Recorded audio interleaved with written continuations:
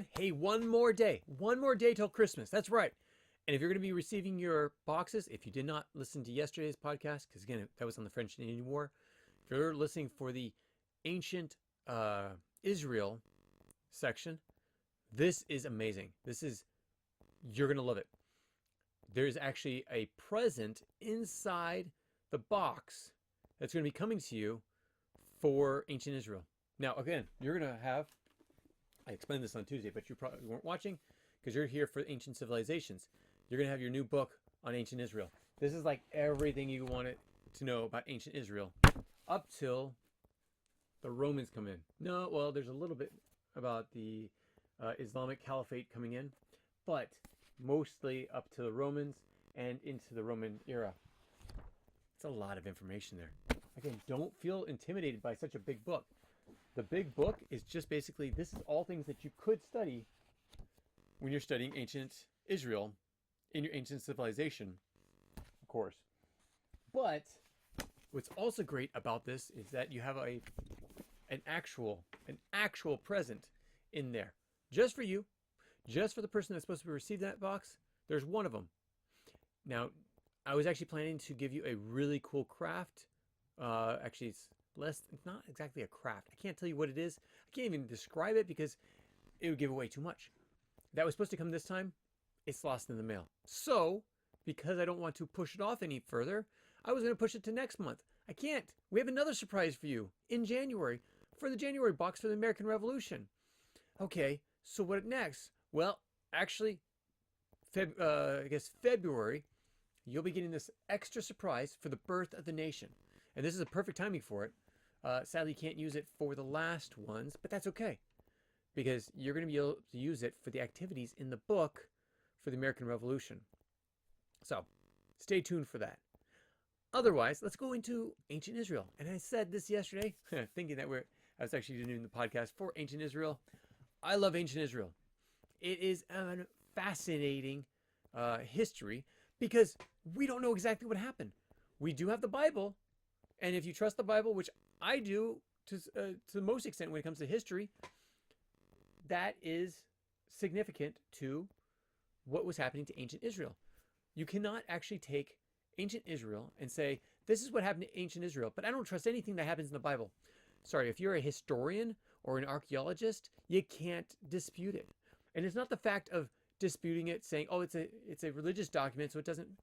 If you believe in any of the Aztec codexes or the Book of the Dead or any other Egyptian writings or any Persians or Mesopotamians or so on and so forth, most of the writings that actually lasted were all religious documents. Just because you don't believe in the religion, I'm not a Buddhist, but I will take some of the information that comes there if it can be verified by archaeology.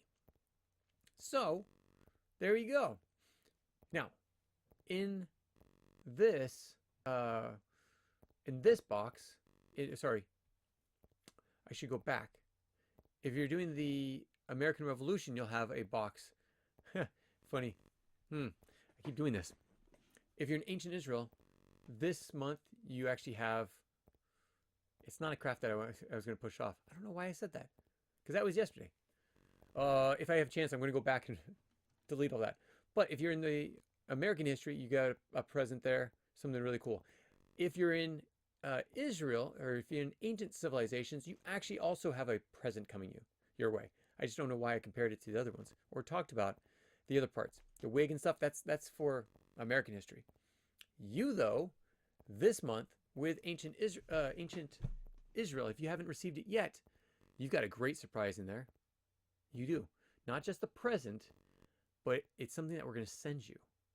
So something that can be very, very old. So it's not very old. We had to remake it. But it's a replica of something very, very old. And you're going to actually be able to try it out like they did back then. So I'm going to leave it there because I want you to see this. This is an amazing thing that we're providing for you because we know that it's important for you to learn about that culture. I'm trying to see how much I can actually tell you. Because you'll be receiving this in the next... Oh, you'll be receiving this box today, or if you would have received it yesterday, we're actually giving you a replica of an ancient lamp. but we're also providing you with oil and with everything you need in order to have it work. So you're actually going to be able to test out an ancient lamp like they did back in ancient times. These lamps are fairly expensive, so we're going all out for you guys as well, not just for the American history, but for this one as well. Next month, we're going to be doing Mesopotamia. It's like a normal craft and everything, but we have some things coming up that you're going to want to see. So stay tuned for that. Now, that was a lot of talk before we even get to what we're supposed to be talking about. This week, we're going to be talking about and again, there's only one episode this week because tomorrow is Christmas, and the day after Christmas, we're not doing that either. So you only have a Monday and Tuesday episodes. So let's go into ancient Israel. Today we're going to be talking about going into Canaan. So this is when the Israelites leave the wilderness and with Joshua at their lead, go into Canaan. Now this is, again, their promised land. This is where since Abraham have been promised according to their religion and their God. So God, they were told to that they were going to go into Canaan and they were going to own this land. They were going to have it as their land. So, okay, and I have to give round numbers because no one exactly knows the date of when these happened. We have assumptions and best guesses, but we don't actually know when this all happened. So, according to everything that we have, between 1406 and 1250 BC, they came into Canaan. That's a big span. Actually, that was around the time when, that whole span was when they were in the wilderness. We don't actually know when they came out of it. Now, Moses was the one that was actually leading them. And when they reached the edge of the promised land, he was actually told that he could not go further. He could not go into the promised land. So he left the Israelites to go into Israel, or into Canaan, without him. What happened to him? Nobody knows. Okay, so at this point, Joshua has been given the mantle. He's been given the responsibility as the leader of the Israelites. He brings them over to Jordan. And with the help of, according to the Bible, Moses' staff, and the help of God, they were able to part the Jordan River just like they parted the Red Sea, except it wasn't a sea, it's a river, so it's not as deep. So they were able to cross the Jordan into Canaan. Now, at this point, and again, it's like between 1406 and 1250. We have no idea exactly when it was. But they crossed over and they created a camp in Gilgal. Now, let me bring up a map. And I didn't test this out because I didn't want to go too close. Gilgal. Why did it zoom me out? Let's go in. So they came up and set up a camp on the west bank in what is known as Gilgal. At least it's called Gilgal now. Whether it was before, I'm not sure. So they came from here, the Sinai area, up into Israel. There's Jerusalem. There's Gilgal. Now, during this time, they set up camp. And the reason why I said they set up camp is because they knew it was not permanent. It was a temporary. This was where they were going to go in and establish themselves. So the conquest of their first city was Jericho. If you know the story of Jericho, they go around for 7 days. So I guess they go around 6 days, one time each day. And then the final day, I think they went over around 7 times on the 7th day, and then blew trumpets, and the walls of Jericho collapsed. That's according to the Bible. Now, there are actually at this area, so let's actually look up where do they say Jericho is. Jericho is in this area. A Russian museum in Jericho. There you go. Interesting. Okay. So Jericho, get out of there. Under the city, under many layers, are actual city walls of Jericho. And there's no telling of why they actually collapsed. of what they found right now, there is no evidence of any type of tampering, explosion, those type of things, or even just wear and tear. They, as far as they know, it just collapsed. Wear and tear in the sense that all of the rocks would have been, all the walls would have been deteriorated. It wasn't that way. It just collapsed. And they don't know what exactly happened to make this happen. But Jericho, the walls collapsed. The Israelites came in, marched in, and took over the city. Killed everyone. Then they went back to Gilgal. So Gilgal, right next to them. So they're at Gilgal, and they say, okay, now it's time to attack another land. Where are we going to attack? What about Ai? It's literally Ai, the city of Ai. But I think it was actually considered the city of Ai. Now, the city of Ai was actually, and I do not think they actually have this. Yeah. All these AI things. No, not happening. Oh, look at this. Yeah, there's a lot of different things. Yeah, no telling where AI is. At least for me, I don't know. But they go after Ai, and during that time, there were items that were stolen by Achan. Achan was an Israelite, and they were forbidden to take anything. But he took it. And because of his sins, they couldn't take it. So they could not conquer until a point of time, and then they were told to go for a second attempt, which is when they actually took over Ai.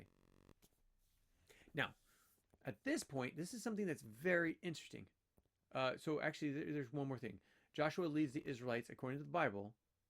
I'm not saying this is the people, but according to the Bible, Joshua leads the Israelites in a covenant renewal ceremony because of what happened with Achan and some other things that were happening. They came and asked for the curses to be taken off of them for some of the things that they had done. Well, this actually shows a little bit of they would come back a second time to try to take it over. Now, but this is really interesting. The next thing that you need to know is that there's the Gibeonites. Now, the Gibeonites are very interesting because there's no record of Gibeonites that we know of, but there is actually record of who they were, which are Hivites. Now, the Hivites were one of the Canaanite tribes. Gibeon was actually a well-fortified and influential city that was there. Now, this is interesting. So, what did they do? Why are they so notable? Why do they need to be noted? Okay. So, these people come in rags. They come in disguise.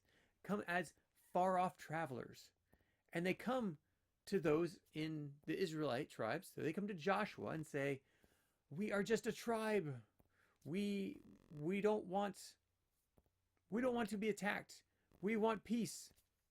And we're from a far off land. Well, of course Joshua would say yes, and we're not going to attack you. We're just trying to take over Canaan, which is what we were promised. We don't need any outside influences. Well, actually, come to find out. And so, well, before that, they actually made a covenant with the Gibeonites that they would not actually attack them. Wait a second. Problem is, even though they made a covenant with God and with them, so they could not break it no matter what. Come to find out, the Gibeonites were not who they were saying they were. They were from the city of Gibeon, and they didn't come as Gibeonites. They came talking to them. Well, because they made a covenant, the Israelites could not actually attack their city of Gibeon. What? Wait. They deceived them and they couldn't attack them? Nope, they couldn't. And so, yeah, they couldn't do it. So the Gibeonites, though, that came into Israel were made servants tasked with wood cutting and water carrying for the tabernacle and later the temple. So this is a role as a penalty for their deception. Anyone that wanted to live in Israel who was a Gibeonite actually had to do this. Well, there's another thing that's very interesting about the Gibeonites. I'm trying to find it in my notes. I know I saw it. Yeah, they kept the treaty even though they had been deceived. Oh, here's it. Okay, the Battle of Gibeon. So Gibeon was actually trying to be taken over by 5 Amorite kings. These making their treaty with Israel. Um, so after the Gibeonites made the treaty with Israel, so the treaty was actually part saying you need to come defend us if there's an issue. And same with the Israelites. The Israelites said the same thing. Well, these Amorite kings came in, and Joshua and the Israelites had to defend Gibeon. After the deception, and they miraculously actually took over, or sorry, defeated the Amorite kings when a hailstorm came down. That's interesting. Yeah. But the next thing's also interesting. In response, there's actually, because of the violation of a treaty, because there's a lot of deception there, when King Saul was made king, and this, we may talk about this later on, I might just bypass it because we're talking about it now. King Saul also attempted to annihilate the Gibeonites. But because it was a breaking of the treaty, again, the solemn oath to God that they would not attack the Gibeonites, according to the Bible, God brought a famine on Saul and the whole kingdom. And this was actually during David's reign. So this was a punishment of Saul's actions that continued into David's reign. So that's really interesting, but that somewhat stinks. They lied to, again, save their butts, which I totally understand. Not just from the Israelites, but also from the Amorites. So at that point, you have the southern campaign where they actually take over the Amorites. So there's the 5 Amorite kings that have the southern area. And in this point, they take over the kings. Now, these are the kings that actually attacked Gibeon. So they attacked them. They won. The northern campaign, again, we're talking about like the Persians, the Mesopotamians, the Babylonians, Greeks, the Egyptians, who go like way out from their area. And the Israelites, when it came to just claiming Canaan, that's all they wanted. They just wanted Canaan. So it's interesting. It's totally different than the Persians, the Babylonians, the Mesopotamians, the Greeks, the Egyptians, who all took over these lands trying to get more area to span out to take what was going to be theirs, even though it was never promised to them. The Israelites were different. They only attacked the land where they believed that they were given by God, by their God. Okay, so they had the northern campaign, which they came in and took out King Jabin of Hazor, and so secured most of the northern area. Now, this is about the time when basically the 12 tribes actually decided to split apart. And in this, they gave out certain areas to each tribe. Interesting, though, the top one would later on become the Kingdom of Israel. That was everything basically from Jerusalem up.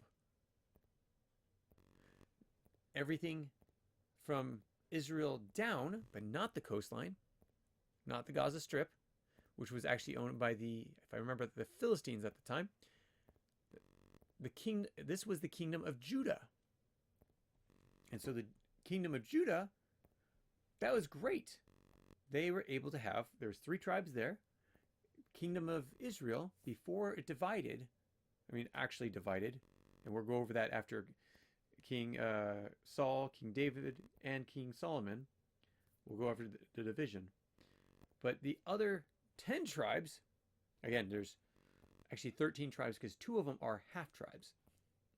This is hard to describe, but basically they got half tribal understanding because they came from Joseph's line, and this was Benjamin and Ephraim. So those 2 tribes together were one tribe. Not that they were one, but they take their lineage from Joseph. Okay, long story short. But they were in the Kingdom of Judah. The 10 tribes were up above. The Levites were those that were actually there to help with the religious side, so they were actually in both sides. Mostly, though, in Jerusalem itself. So all this land, at this point, after all these battles, were owned by Israel. So the Israelites owned all this land.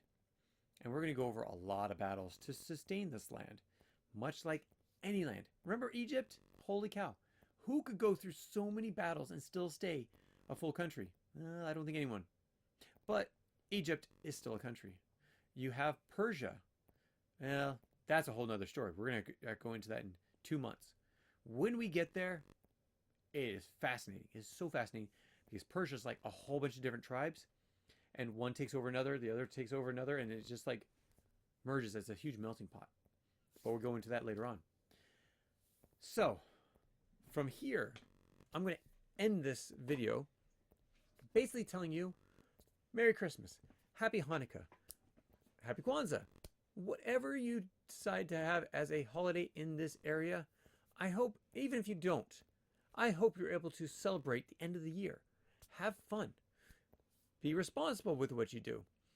And again, have fun, because it's a good time of the year. We need to get out. We need to go do stuff.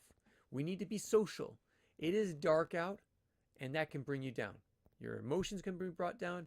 It is hard time sometimes to stay energized, stay diligent during the winter.